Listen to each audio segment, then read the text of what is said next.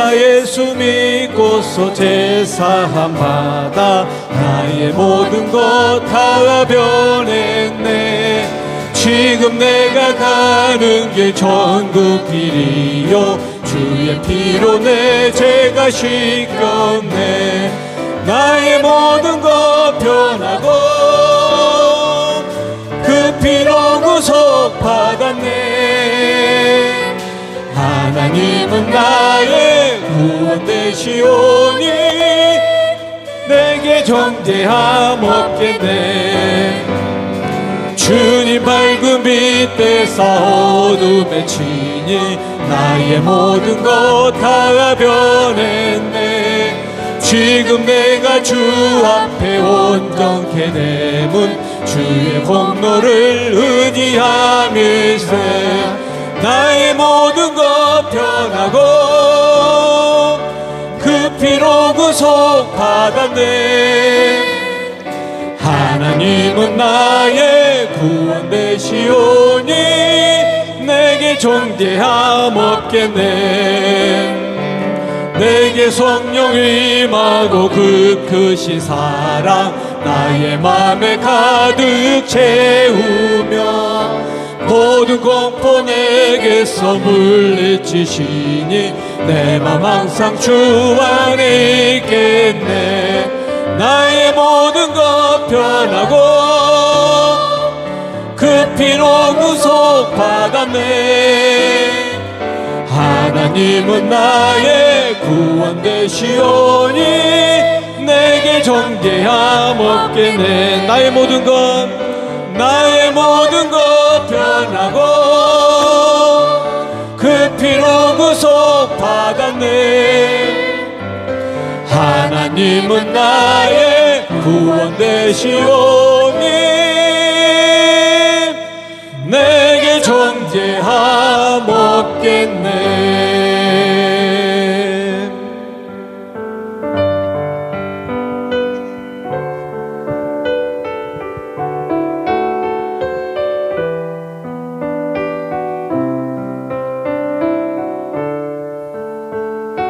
나의 사랑, 나의 생명, 나의 예수님.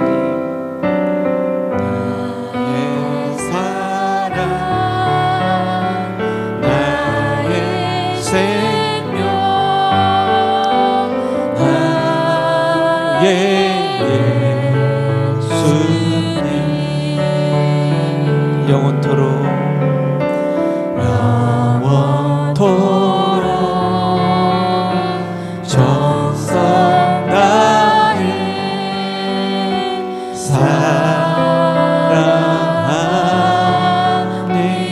다시 한번 나의 사랑, 나의 생명, 나의 사랑,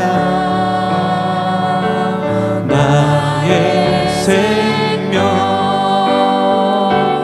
나의 예수님.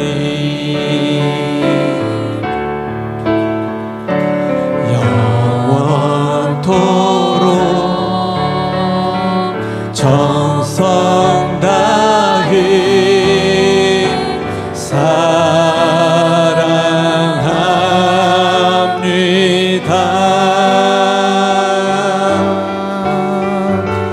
나의 힘 되신 여호와여 내가 사랑합니다.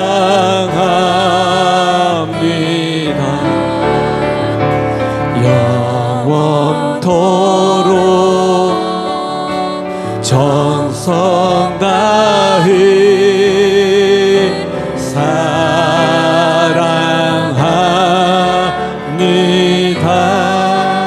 나의 사랑, 나의 생명, 나의 사랑,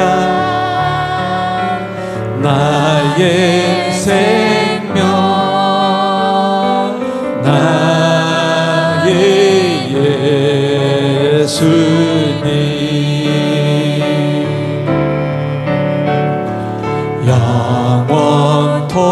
영원토록 정성 다해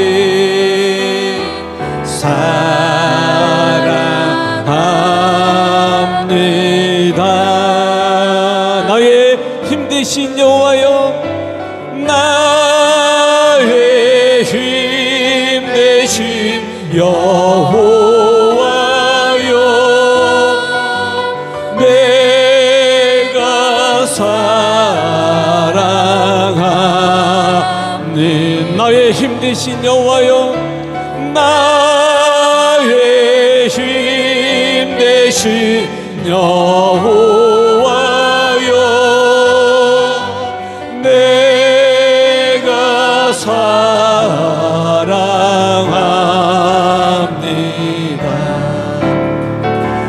영원토록 정성 다해 사랑합니다.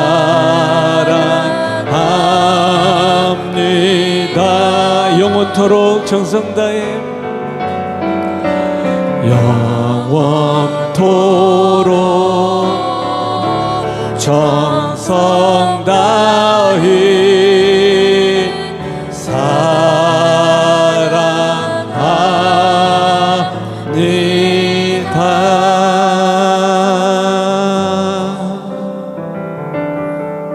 이 시간 다 같이 일어나셔서 찬양 드리시겠습니다.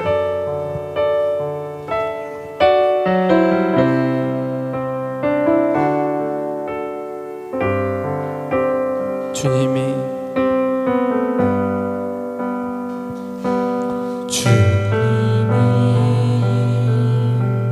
주신 땅으로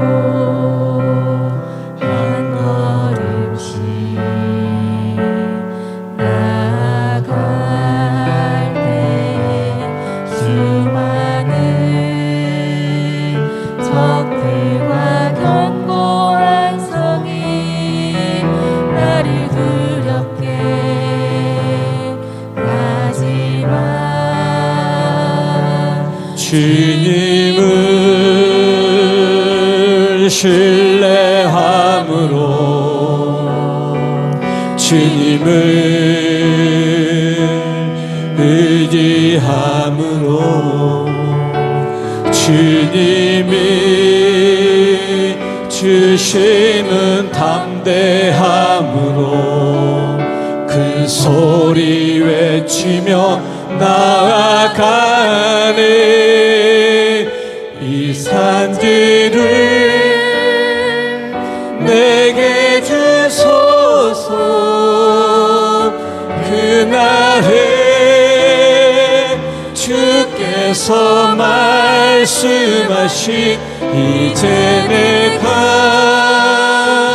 주님의 이름으로 그 땅을 취하리니, 이 산지를 내게 주소서. 그날에 주께서 말씀하신 이제 내가 주님의 이름으로 그 땅을 취하리니.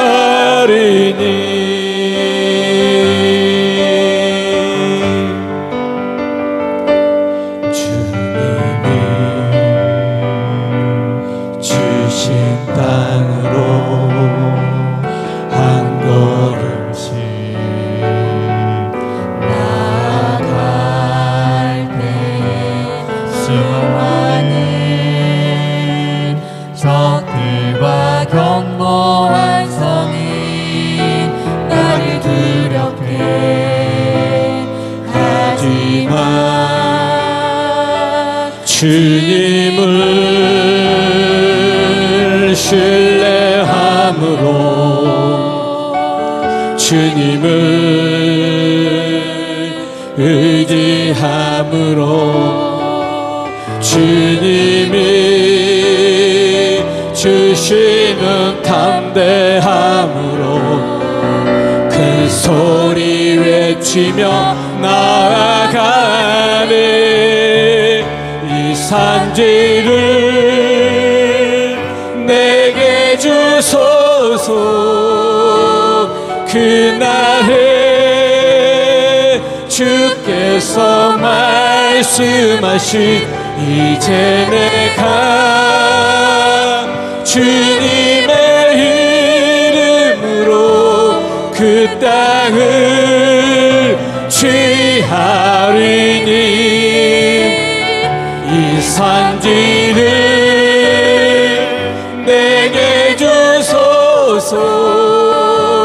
그날에 주께서 말씀하신 이제 내가 주님의 이름으로 그 땅을 취하리. 이 산지를 내게 주소서. 그날에 주께서 말씀하신 이제 내가 주님의 이름으로 그 땅을 취하리니 이 산지를 내게 주소서. 그날에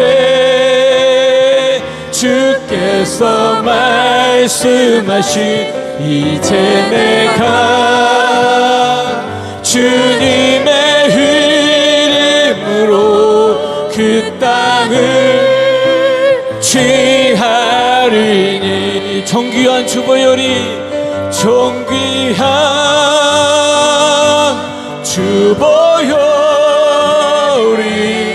내 영을 새롭게 하시네. 존귀한 주보혈이 내 영을 새롭게 존귀한 주보혈이 존귀한 주보혈이 내 영을 새롭게 하시네. 존귀한 주보혈이 내 영을 새롭게 하네. 보혈을 지나 하나님 품으로 보혈을 지나 아버지 품으로 보혈을 지나 하나님 품으로 한 걸음씩 나아가네.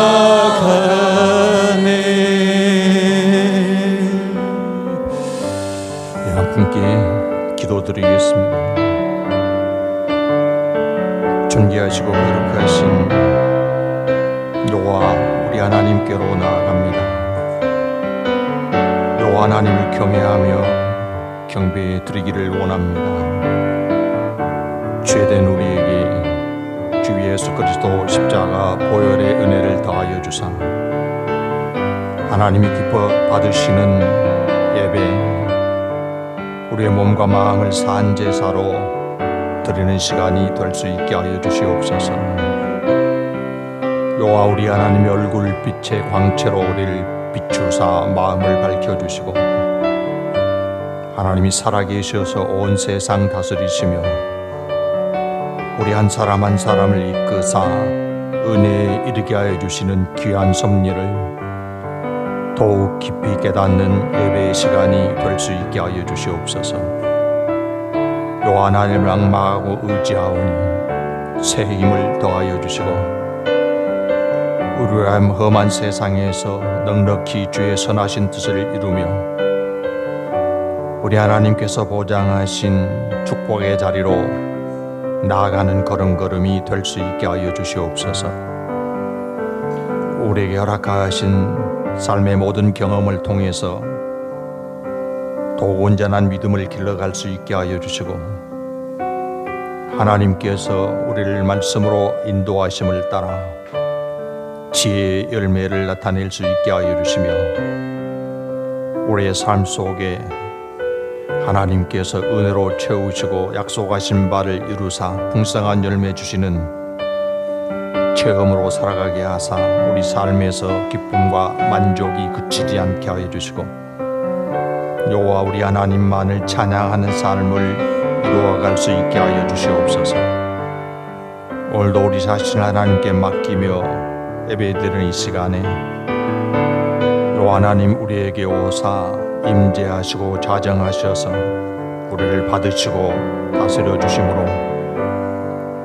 우리의 삶이 날마다 새 생명의 길로 나아갈 수 있게 하여 주시며 하나님의 의를 이루기에 부족함 없는 능력을 얻고 실행할 수 있게 하여 주시기를 원하옵나이다.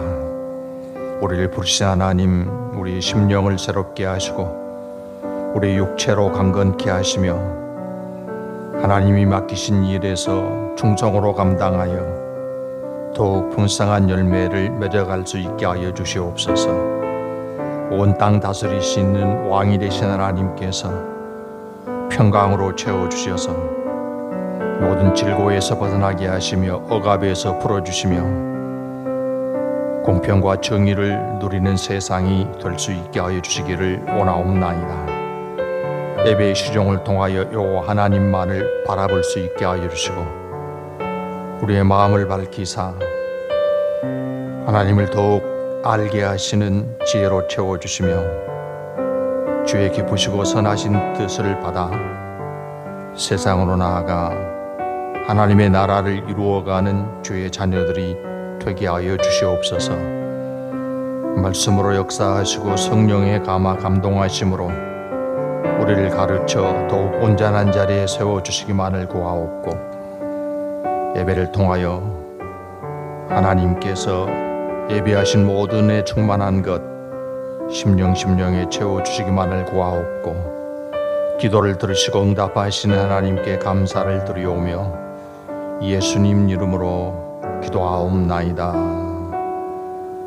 아멘. 지존자의 은밀한 곳에 거주하며 나는 여호와를 향하여 말하기를 그는 나의 피난처요 나의 요새요 내가 의뢰하는 하나님이라 하리니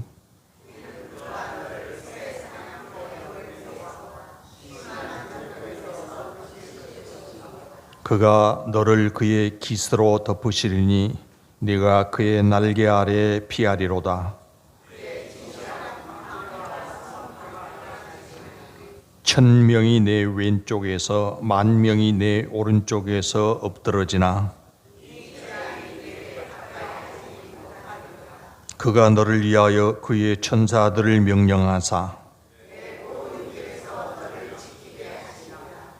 하나님이 이르시되 그가 나를 사랑한즉 내가 그를 건지리라. 그가 내 이름을 한즉 내가 그를 높이리라. 아멘.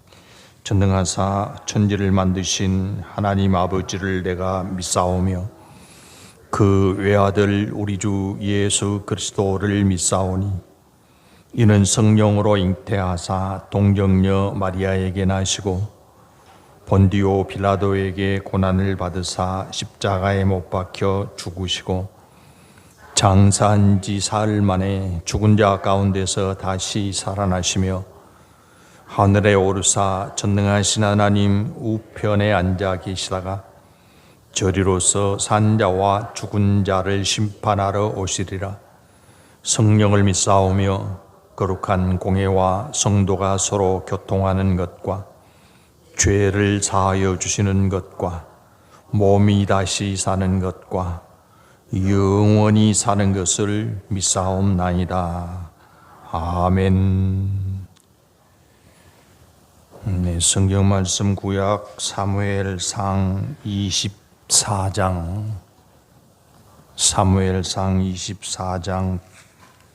8절에서 15절 말씀까지 같이 읽겠습니다.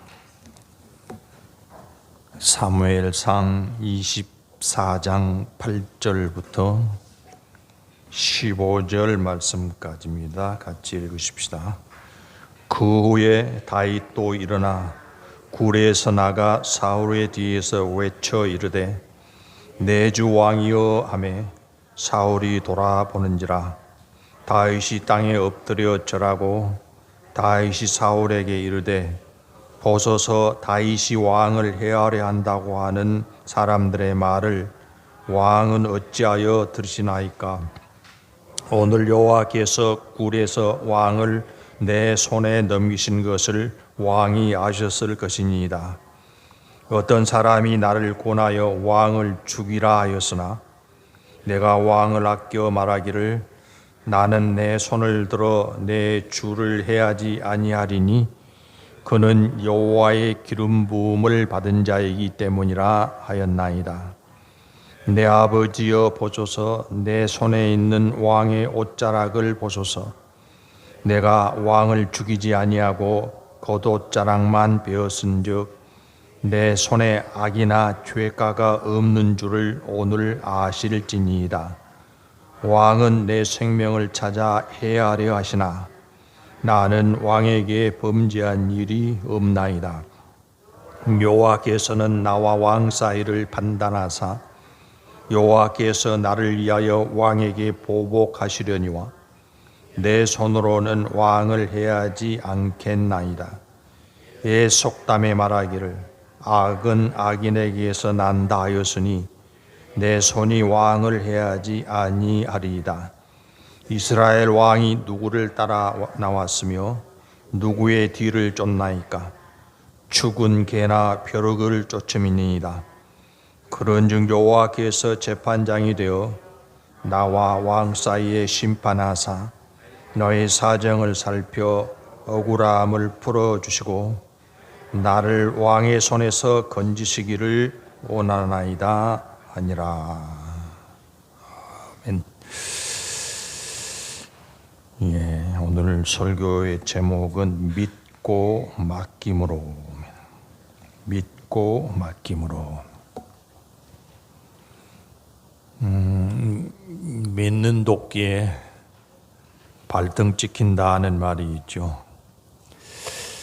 도끼는 주로 나무를 쪼개는 도구 아닙니까? 물론 나무를 쓰러뜨리기 위해서도 사용합니다만은 대부분 도끼는 장작을 패는 데 사용을 하기 때문에 그 도끼날이 그렇게 날카롭지 않고 오히려 도끼의 무게를 적절히 사용을 해서 두터운 나무를 가르는 그런 도구로 사용을 하죠. 여러분이 도끼질을 많이 해보셨는지 모르겠습니다만 도끼로 장작을 팰 때는 그 중심을 잘 잡아가지고 힘껏 내리치게 되죠. 그러다가 도끼자루가 빠지면 어떻게 됩니까? 도끼날이 튀지 않겠습니까? 도끼날이 튀면 사람이 상처를 입을 위험이 있는 거죠. 그래서 믿는 도끼에 발등 찍힌다 그렇게 말하는데 늘 사용하는 도구이기 때문에 별 탈이 없으리라고 믿고 힘껏 내리쳤는데 그만 도끼자루가 빠져가지고 발등에 떨어지는 황당한 일이 벌어질 수 있는 것이죠. 내가 늘 만나는 친밀한 관계인 사람이어서 상당한 신뢰감이 형성된 그런 대상이 있었다고 하십시다. 근데 그 사람이 어느 날 밤 갑자기 모든 살림살이를 싸가지고 출행량을 놨다. 그리고 그 사람에게 내가 적지 않은 돈도 빌려준 것이 있다. 그런데 이런 방구 없이 야반 도주를 했다. 그러면 그 경우에 믿는 도끼에 발등 찍혔다고 할 수 있겠죠. 그런 일이 벌어질 수 있기 때문에 우리는 그 사람을 대할 때 신중한 태도를 가질 수밖에 없고, 더구나 소중한 거래를 할 때는 상대방의 신용 여부를 확인하는 것이 필수라고 할 수 있죠. 의심이 가는 사람에게는 아무것도 맡길 수가 없습니다. 반면에 내 일을 자기 일처럼 맡아가지고 내가 처리하는 것보다 훨씬 더 깔끔하게 처리해내는 사람이 있다. 그러면 우리는 그 사람을 무한 신뢰할 수 있게 될 것입니다. 여러분에게는 그런 신뢰감을 주는 대상이 누구고, 그런 신뢰감이 높은 사람이 얼마나 있는가요? 내가 어려울 때 즉각 달려와서 위로와 도움을 주는 사람, 내가 내 힘으로는 할 수 없는 일을 대신 맡아서 성취시켜내는 사람, 또 내가 가기 어려운 길도 마다하지 않고 내 대신 가주는 대상, 그런 사람이 얼마나 여러분 곁에 계십니까? 그런데 그렇게 고마운 사람을 찾아내는 일, 그렇게 신뢰감이 높은 사람을 찾아내는 일은 쉽지 않습니다. 누구라고 하더라도 어렵고 껄끄러운 남의 일에 뛰어들려 하지 않기 때문입니다. 그런 세상을 힘겹게 살아가고 있는 우리에게 주님이 하신 말씀이 있습니다. 잘 아시는 마태복음 11장 28절입니다. 수고하고 무거운 짐진 자들아 다 내게로 오라. 내가 너희를 쉬게 하리라. 무거운 짐진 사람 쉬게 하려면 어떻게 해야 될까요? 그 짐을 대신 져주는 거죠. 그래서 예수님께서 우리가 지고 가는 인생의 모든 짐을, 무거운 짐을 대신 져주시마 하고 오라고 초청하는 말씀이고, 예수님이 세상에 오시면 이런 일을 하게 될 것이라고 구약에 예언이 되어 있는 말씀이 있는데요. 이사야 42장 7절입니다.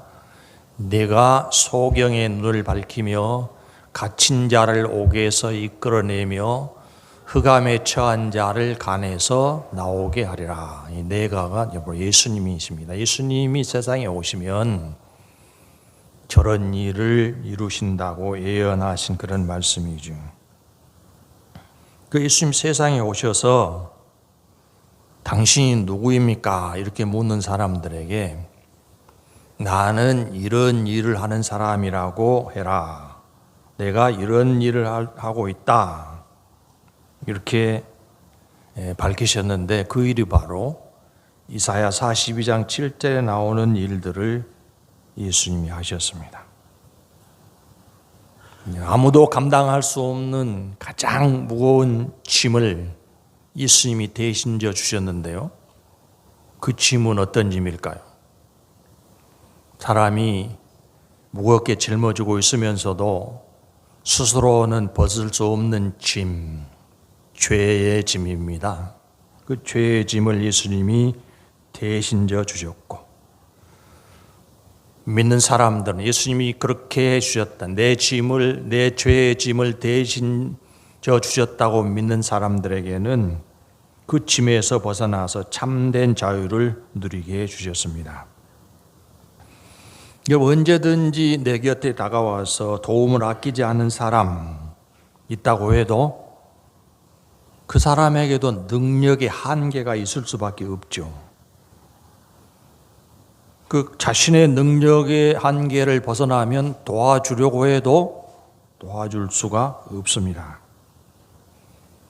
그런데 우리가 믿는 은혜로우신 하나님은 당신의 모든 능력으로, 하나님이 전능하신 분이라고 우리가 말하지 않습니까? 그 전능하심으로 믿는 자와 함께 하시고 끝까지 돌보시고 도우신다고 약속을 하셨습니다. 여러분이 하나님을, 그렇게 약속하신 하나님을 믿고 계시지 않습니까? 이 험한 세파를 살아가면서 하나님이 정말로 나를 도와주신다, 하나님께서 이렇게 나를 도와주셨다고 하는 경험이 얼마나 많았던가요? 매일매일 생활 가운데서 약속하신 대로 하나님이 나를 도와주신다는 것을 실감하면서 살아가고 계시는가요? 본문 말씀으로 들어가 보도록 하겠습니다. 다윗은 목동으로 살다가 하나님의 선택으로 왕으로 지명을 받았죠. 기름 부음을 받았죠. 그리고 아주 젊은 시절에 전쟁터에 나아가서 기골장대한 골리앗을 물리쳐서 큰 공을 세우기도 했습니다. 그 큰 공로 때문에 모든 사람의 박수를 받고 존경과 포상의 대상이 되는 것은 당연한 일이었죠. 당시 왕이었던 사울도 골리앗을 물리치는 사람에게 주기로 한 상, 약속한 대로 다윗에게 포상을 시행했습니다. 근데 그렇게 해놓고는 사울의 마음속에 불안감이 치솟아오르기 시작했죠. 어떤 불안감이었습니까? 다윗이 저렇게 백성들에게 박수를 받고 있으면 내가 왕권을 누리는데도 상당한 지장이 있으리라, 이렇게 경쟁자로 알고 경계하기를 시작했습니다. 단순한 경계로 그치지 않고 저 다윗을 죽여 없애는 것이 자기의 왕권을 유지하는 데 가장 완벽한 수단이 될 것이라고 생각을 했습니다. 그 다윗에 대한 공개의 수배를 내리고 어디인가 다윗이 숨어 있다고 하면 추격대를 출동시켰습니다. 다윗의 은신처가 확인이 되면 자기가 직접 무장한 추격대를 이끌고 출동하기도 했었습니다. 그러니까 기름 부음을 받았고 골리앗을 물리친 공을 세운 다음에 다윗은 그 삶이 몹시 어려운 곳으로 추락하고 있었던 것입니다. 이스라엘 땅에서는 숨을 곳이 없어서 그 이웃 나라로 도망을 가기도 했었습니다. 망명을 가기도 했었습니다. 그래서 그런 계속되는 고난을 생각하면 차라리 하나님의 선택을 안 받은 편이 나을 뻔했다. 이스라엘을 침략해 오는 골리앗을 쓰러뜨리지 않는 것이 나을 뻔했다. 그럴 정도로 사울 왕의 미움을 사가지고 사경을 헤매는 일이 적지 않았습니다. 하나님께서 주신 은혜가 화근이 되어가지고 고난과 수모를 당할 수밖에 없었던 것입니다. 어쩔 때에는 사울 왕이 마음이 불안하고 번거로우면 다윗을 불러다가 수금을 타라 그렇게 했습니다. 다윗이 수금 타는 실력도 제법 좋았던 것 같습니다. 그 음악 소리를 들으면서 마음의 진정을 찾는 것이죠. 마음이 진정되는 수준으로 그쳤으면 좋겠는데 자기 곁에서 수금을 타고 있는 다윗을 보고 이것이야말로 기회라고 생각이 되어가지고 자기의 창을 다윗을 향해서 겨누어서 던지는 이런 일까지 했습니다. 사울도 상당한 무기 다루는 실력이 있는 사람이었죠. 그런데 곁에 수금 타는 다윗을 향해서 창을 던지면 어떻게 되겠습니까? 아마 다윗의 심장을 뚫고 지나갈 수밖에 없었을 것입니다. 그런데 결과는 어떻게 나타났었죠? 사무엘상 18장 11절 그가 스스로 이르기를, 사울의 이야기입니다. 그가 스스로 이르기를 내가 다윗을 벽에 박으리라 하고 그 창을 던졌으나 다윗이 그 앞에서 2번 피하였더라. 한 번도 아니고 2번이나 다윗을 겨누어서 창을 던졌던 것으로 보입니다. 그런데 어떻게 되었다고요? 다윗이 피했다고 그러는 사실은 창이 피해간 것입니다. 다윗이 피해간 게 아니고 다윗이 피할 수 있는 상황이 아니에요. 가까운 곳에서 창을 던졌는데 어떻게 피합니까? 그런데 두 번이나 그 창이 빗나갔다는 것입니다. 이런 경험을 하고 나서 다윗이 고백한 내용이 있습니다. 시편 18편 2절 여호와는 나의 반석이시오 나의 요새시오 나를 건지시는 자시오 나의 하나님이시오 나의 피할 바이시오 나의 방패시오 나의 구원의 뿌리시오 나의 산성이시로다. 이건 이제 시적 표현이기도 하지만 실제적인 경험을 표현한 것이기도 합니다. 여러분 이스라엘 산에는 나무가 그렇게 많지 않습니다. 대부분 바위산입니다. 그래서 사울이 추격하고 지명수배를 내려가지고 다윗이 발견되면 또 사람들이 신고를 하고 그러니까 숨을 곳이 마땅치 않으니까 바위산 바위돌 뒤에 가서 숨어 있는 거예요. 수풀이 우거져 있으면 숨어 있는 게 더 낫죠. 숨기가 더 좋죠. 그런데 민둥산 바위 뒤에 숨어 있으면 쉽사리 발각될 수 있잖아요. 그런데 사울이 곁으로 지나가면서도 다윗을 찾아내지 못한 것입니다. 그 경험을 하고 나서 다윗이 이 바위가 그냥 바위가 아니라 나를 숨겨준 이 바위가 그냥 바위 아니고 하나님이 반석이 되셔서 나를 지켜주셨다. 그렇게 깨달은 것입니다. 그래서 나의 피할 바위라고도 하고 나의 반석이라고도 하고 하나님이 나의 요새가 되어주신다고도 하고 그렇게 고백을 하고 있습니다. 본문 말씀은 다윗이 사울의 추격을 피해서 엔게디 동굴에 숨어 있을 때 발생한 일화입니다. 다윗은 동굴의 더 깊은 장소에 숨어 있었고 엔게디 동굴에 다윗이 숨어 있다는 고발이 들어가니까 신고가 들어가니까 사울왕이 군사 3,000명을 이끌고 추격에 왔습니다. 추격에 오다가 조금 지쳤는지 한 동굴에 들어가서 동굴 입구에서 사울왕이 잠이 들었습니다. 그런데 그 동굴 더 깊은 곳에 다윗이 숨어 있다가 입구에서 사울이 잠든 것을 발견한 것입니다.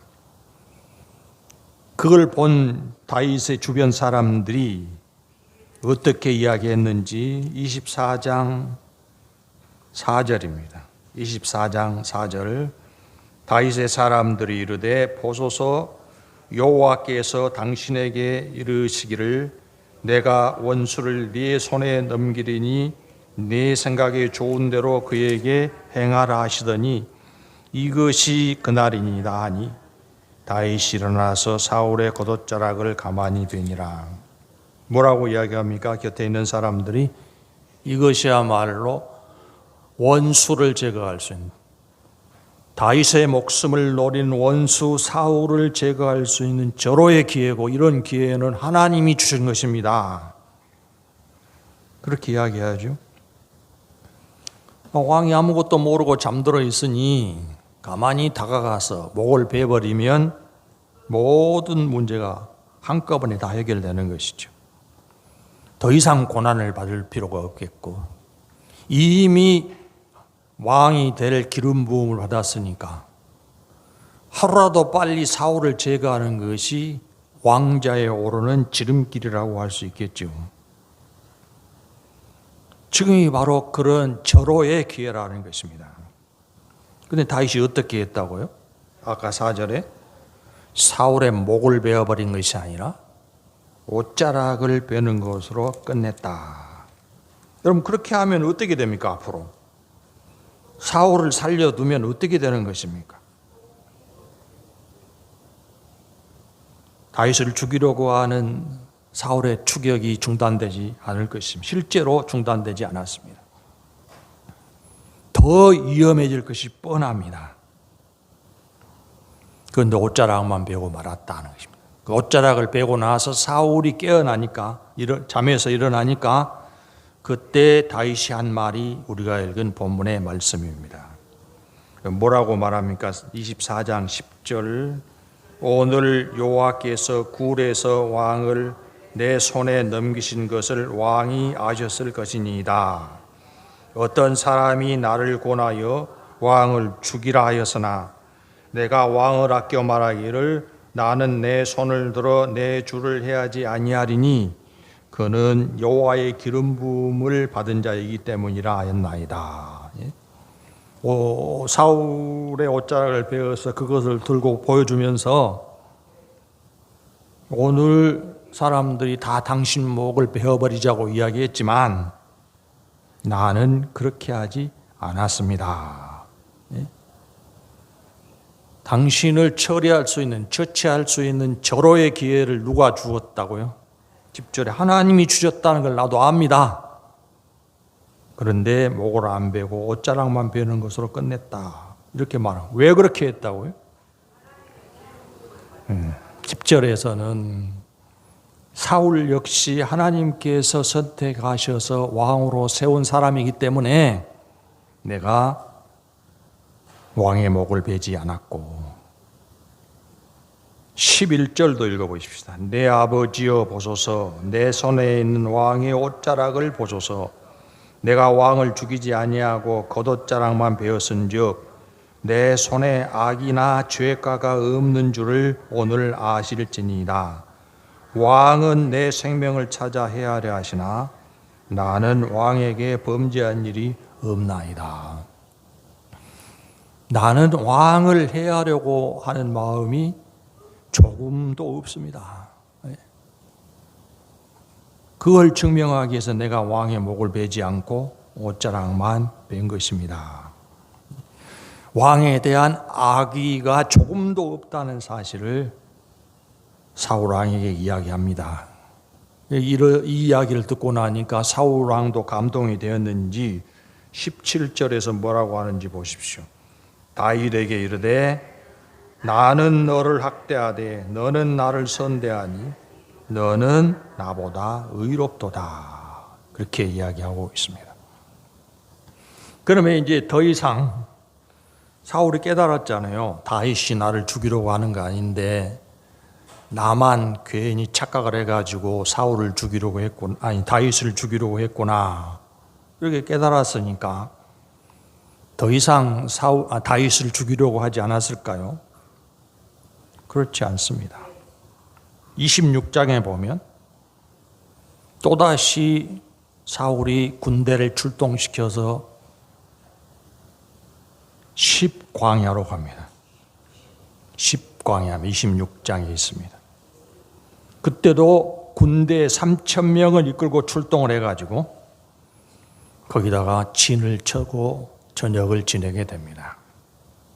근데 깊은 밤에 다윗이 일행 몇 사람을 데리고 사울의 진중으로 들어갑니다. 그러니까 다 잠들어서 다윗이 들어왔다는 것을 알지를 못합니다. 사울도 쿨쿨 잠을 자고 있었습니다. 또 한 번의 절호의 기회가 생긴 것이죠.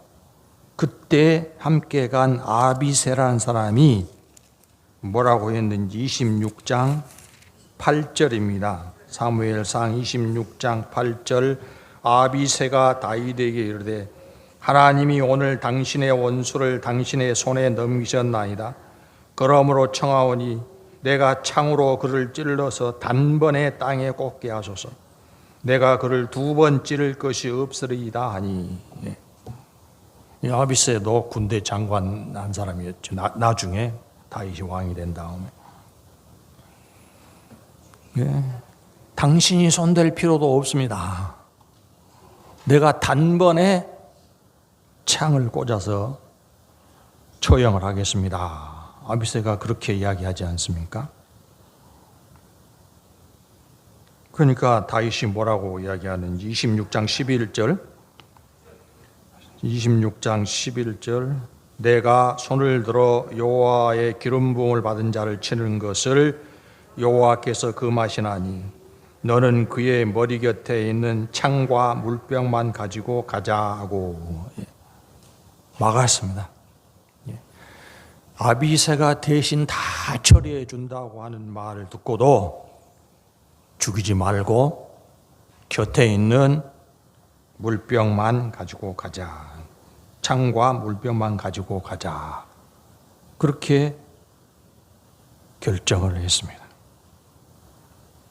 그러니까 2번이나 사울의 목을 베어서 화근을 없앨 수 있는 기회가 있었지만 그 기회를 사용하지 않았습니다. 왜 그랬을까요? 다윗 자신도 하나님이 주신 기회라고 말하고 있지 않습니까? 하나님이 주신 그렇게 좋은 기회를 다윗은 허비하고 있었을까요? 그 해답이 오늘 읽은 사무엘상 24장 12절 말씀입니다. 왜 그렇게 했는지에 대한 해답. 12절 24장 12절 여호와께서는 나와 왕 사이를 판단하사 여호와께서 나를 위하여 왕에게 보복하시려니와 손으로는 왕을 해하지 않겠나이다. 자기 손으로 처리할 수 있는 기회가 왔는데 자기는 하지 않겠다는 거죠. 그럼 누가 해주시라고 기대한다고요? 하나님이 해주실 것이니 내가 당신의 목을 베지 않은 것입니다.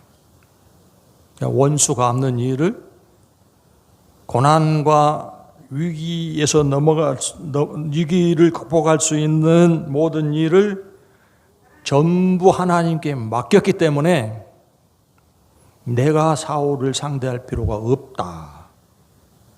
그렇게 판단하고 죽일 수 있는 사울을 죽이지 않기로 선택하는 것이라고 하겠습니다. 다윗의 생각은 내가 판단해서 선택하는 것보다 내가 처리하는 것보다 하나님이 처리해 주시는 것이 훨씬 낫다. 그래서 전체를 하나님께 맡기고 있습니다. 다윗과 같은 상황에서 인생의 난제, 어려움, 고난 가운데서 다윗과 같은 선택을 하는 것이 바로 믿음입니다. 다윗이 어떻게 그런 선택을 할 수 있었을까요? 하나님이 살아계심을 믿었기 때문입니다. 하나님이 전능하심을 믿었기 때문입니다. 하나님께 맡기면 모든 것을 맡아서 해결해 주시리라는 것을 믿었기 때문에 그런 선택과 실행을 할 수 있었습니다. 여러분 베드로전서 5장 7절 말씀을 잘 아실 것입니다. 읽어보십시다. 너희 염려를 다 주께 맡겨버리라. 이는 저가 너희를 곤고하심이니라. 염려를 어떻게 하라고요? 그거 가지고 저녁 내 잠 못 자고 꿍꿍 앓고 걱정 근심을 계속해 나아갈 필요 없이 모든 염려, 인생의 모든 문제, 무거운 짐을 주님께 맡겨버리라. 이렇게 가르쳐주고 있습니다. 이 베드로 사도가 당시에 박해 가운데 고난의 파도에 밀려다니는 성도들에게 한 말입니다. 어느 정도의 어려움 가운데 있었는지 베드로전서 1장 6절에 보면 여러 가지 시험을 당하고 있는 사람들에게 쓴 편지입니다. 그 여러 가지 시험이 어느 정도였냐? 불시험과 같다고 했습니다. 불시험, 그 화형을 당하는 것 같은 그런 시험입니다. 그런데 이런 것을 모두 어떻게 하라고요? 그것 가지고 염려하고 두려워하지 말고 모두 주께 맡기라. 그렇게 명령을 하고 있습니다. 내가 가진 염려, 두려움, 문제들을 다 주님께 맡겨버리면 그 다음은 어떻게 될까요? 처리가 되고 안 되고는 그 다음 문제고 내가 가지고 있는 모든 무거운 짐을 주님께 다 맡겨버렸다 그러면 나한테서는 그 짐이 떠난 거 아닙니까? 여러분 무슨 그 상품, 전자제품이나 이런 게 고장이 나면 어떻게 합니까? 그 서비스 센터에 맡기죠. 저도 사용하는 그 핸드폰이 액정에 문제가 생겨가지고 화면이 제대로 안 나와요. 그런 내가 언제 샀는가 검색을 해보니까 아직 1년이 안 지났어요. 보존기간이 아직 안 지났어요. 그 서비스 센터에 가지고 갔어요. 그리고 그 기사한테 맡겼어요. 그 기사가 다 고쳐지면 연락을 드릴 테니까 그때 오십시오. 그럼 제가 어떻게 했겠습니까? 어디가 고장 났는지, 어떤 원리로 고치는지, 어떤 부품이 들어가는지 그런 거 확인하고 그 자리에 앉아 있었겠습니까? 맡기고 가라고 하니까 맡기고 나왔습니다. 시간이 돼서 찾으러 오라니까 찾으러 갔습니다. 맡기고 나온 다음에 제가 저거 어려울 텐데 어떻게 고칠까, 비용이 또 들어갈 텐데 어떨까, 이런 고민을 해본 적이 없습니다. 왜 그러냐면 1년 동안은 무슨 고장이 나도 무료로 다 고쳐주거나 못 고치면 교환을 해줄 것이기 때문에 아무것도 염려하지 않았습니다. 더 이상 고장난 핸드폰에 대해서 생각하지도 않았습니다. 맡기고 나면 그래야 되죠. 그래서 다 수리가 됐다고 찾아가라고 하니까 가서 찾아와서 멀쩡하게 잘 씁니다. 그런데 하나님께서 모든 염려를 다 나한테 맡겨라. 그래서 우리가 맡긴다고 하지 않습니까? 맡기고 난 다음에 더 이상 염려하지 않습니까? 그 어려운 문제에 대해서 더 이상 걱정하지 않게 마음이 완전히 바뀌시던가요? 여전히 걱정합니다. 왜 걱정하죠? 어떻게 해결될지 안 될지 가늠이 안 되는 거예요. 누구한테 맡겼는데요? 전능하신 하나님께 맡겼는데도 해결이 안 되는, 아직 맡긴 것이 아니에요. 맡겨놓고도 걱정하고 염려하는 것은 왜 그러지요? 믿지 않기 때문입니다. 여러분, 우리가 믿는 하나님이 어떤 분입니까? 삼성 서비스 센터 기사보다 못한 분입니까? 우리가 늘 고백하지 않습니까? 능치 못한 것이 없으신 하나님, 전능하신 하나님, 그 능력을 가지신 예수님이 세상에 오셔서 어떻게 일하셨습니까? 여러분, 5천 명이 모여 있는데 먹을 음식이 없었습니다. 다 굶을 수밖에 없었죠. 그런데 거기 떡 5개와 물고기 2마리가 있었다고 하지 않습니까? 그것을 예수님께 맡겼더니 결과가 어떻게 됐어요? 예? 어떻게 됐어요? 결과가 배불리 먹고 12광주리가 남았다. 거기 있는 사람은 누구도 5천 명을 먹일 수 있는 능력이 없었어요. 그러니까 다 걱정이죠. 돈이 필요한데 돈도 없고, 돈이 있다고 해도 그 사람들 먹일 만한 양식을 구할 만한 장소가 없었어요. 그런데 그걸 예수님께 맡겼더니 배불리 먹고 남았다. 여러분, 불치병 환자, 불치병이니까 죽는 날만 기다릴 수밖에 없죠. 그런 환자를 주님께 맡기니까 어떻게 하셨던가요? 예? 어떤 질병이라든지 예수님을 찾아가서 맡기면 고쳐주셨다. 이 예수님의 이 땅에서의 삶을 그대로 기록한 성경입니다. 여러분, 군대 귀신이 들려가지고 누구도 통제하지 못해요. 한 사람이지만 힘이 얼마나 센지 누구도 통제하지 못하는데, 그렇게 귀신 들린 자도 예수님께 맡겼더니 정신이 온전하여졌더라. 마태복음 11장 5절 읽어보십시다. 맹인이 보며 못 걷는 사람이 걸으며 나병 환자가 깨끗함을 받으며 못 듣는 자가 들으며 죽은 자가 살아나며 가난한 자에게 복음이 전파된다 하라. 예수님이 이런 일을 다 하셨다는 거예요. 맹인 데려다가 예수님께 맡기니까 눈을 떠서 보게 만들고, 못 걷는 사람 데려다가 예수님께 맡기니까 걷게 만들고, 나병 환자 아무도 가까이 하지도 않죠. 격리되어서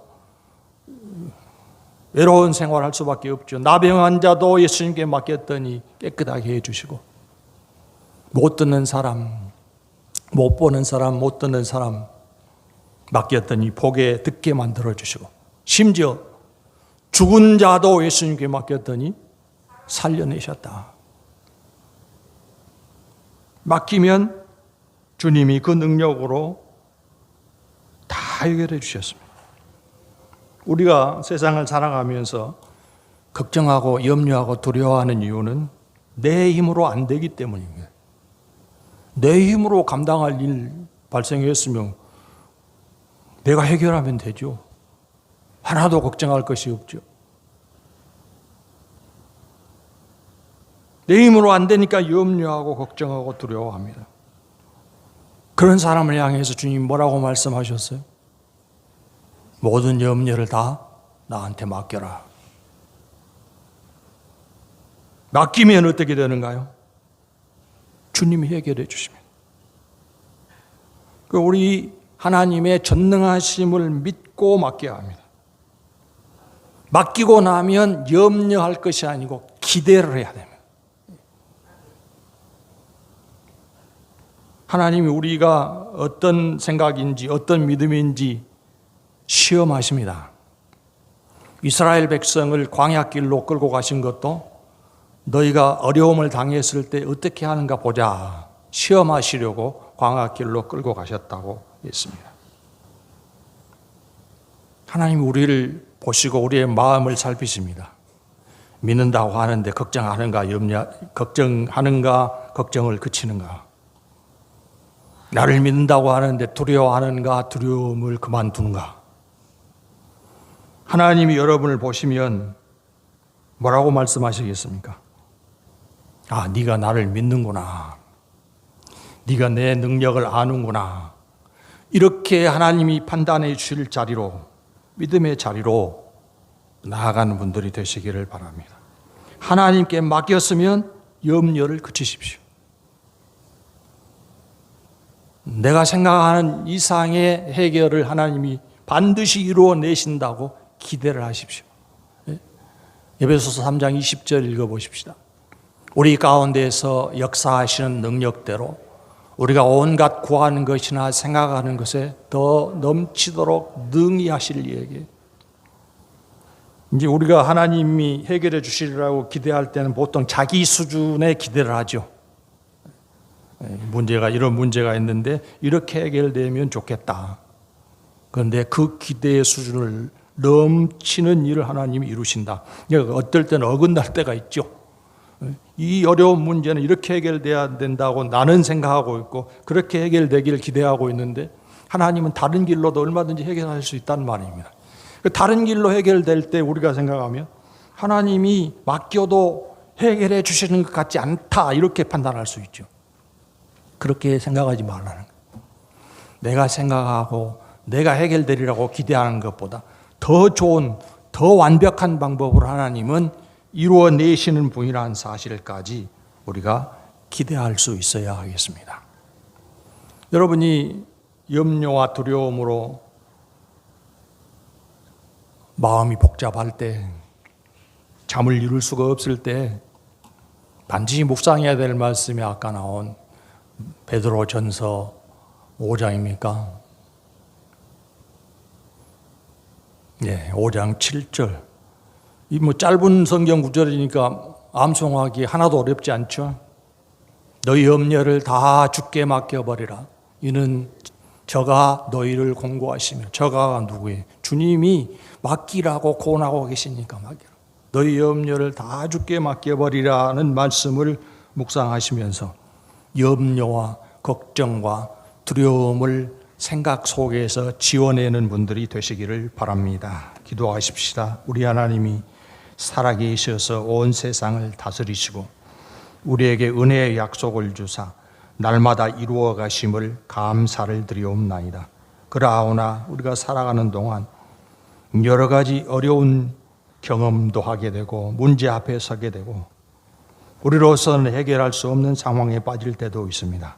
그때 주님께서 우리에게 무엇이라고 말씀하시는가를 기억할 수 있게 하여 주시옵소서. 너희 모든 염려를 다 주께 맡겨버리라고 말씀하셨고 수고하고 무거운 짐진 자들은 다 내게 오라. 내가 너희를 쉬게 하리라. 약속하신 주님의 말씀을 기억하면서 우리가 세상의 무거운 짐에서 벗어날 수 있게 하여 주시며 수많은 문제, 어려움과 염려 가운데서도 넉넉히 벗어나 주님이 주시는 참된 평안을 누릴 수 있게 하여 주시옵소서. 은혜의 보장을 주신 하나님께 감사를 드리옵고 예수님 이름으로 기도하옵나이다. 아멘.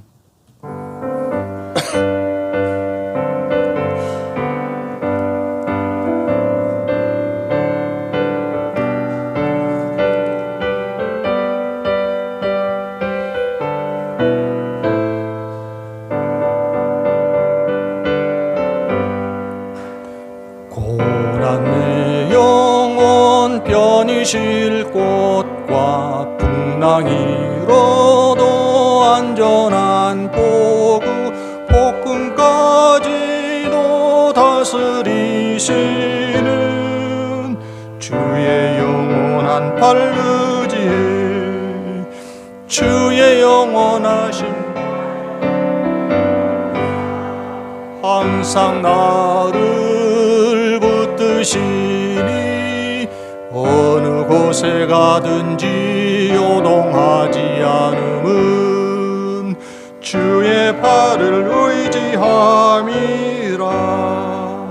세상 친구들 나를 버려도 예수를 함께 동행함으로 주의 은혜가 충만하리니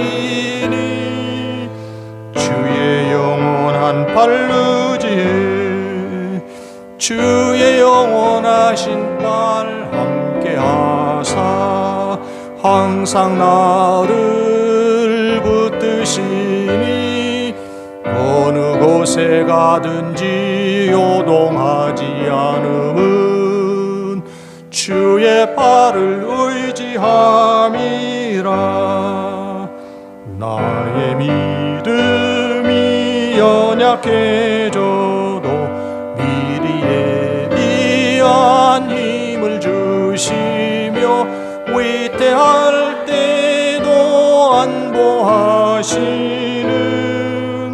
주의 영원한 팔르지에 주의 영원하신 팔 함께 하사 항상 나를 붙드시니 어느 곳에 가든지 요동하지 않음은 주의 팔을 의지함이라.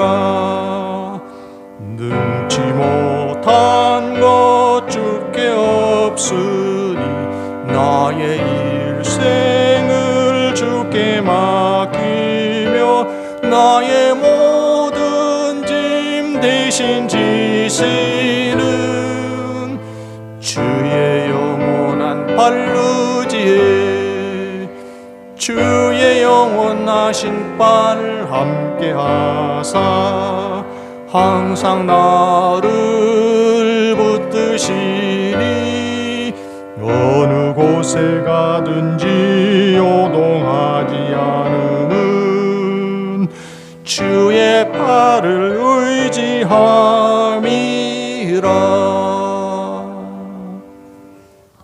봉헌 기도 드리겠습니다. 여호와 존귀하신 하나님이 우리의 힘, 우리의 능력이 되어 주심을 감사를 드리옵나이다. 하나님이 약속하신 바를 날마다 이루사 은혜를 누릴 수 있게 하심도 감사를 드리옵나이다. 성도들이 귀한 예물을 하나님께 드려사오니 받아 주시옵소서. 우리를 부르시고 세우신 하나님께서 세상 안에서 믿음의 용장들로 사용하여 주사 하나님의 기뻐하신 뜻 선한 역사를 감당하는 충성된 일꾼으로 살아갈 수 있게 하여 주시고 주의 맡기신 바 사명을 감당해 나아갈 때 무엇에도 구애됨 없이 담대히 실행해 나아가는 하나님의 일꾼들이 될 수 있게 하여 주시옵소서. 주께 맡기고 의지함으로 모든 염려 걱정에서 벗어나 평강의 삶을 날마다 누릴 수 있게 하여 주시고 하나님께서 우리를 붙드시고 동행하고 계심을 확신하는 가운데 감사가 그치지 않는 삶을 이루는 성도들이 되게 하여 주시옵소서.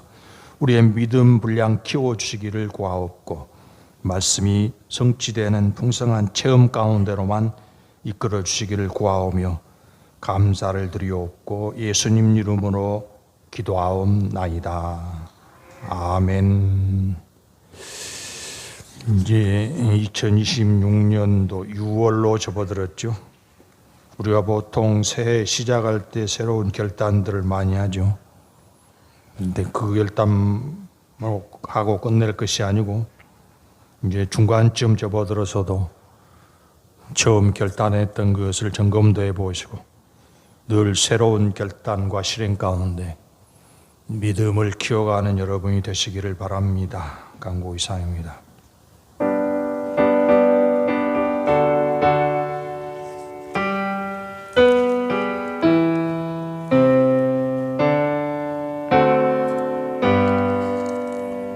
성부 성자와 성령 찬송과 영광 돌려보내세 대초로 지금까지 또 영원 무궁토록 성삼위께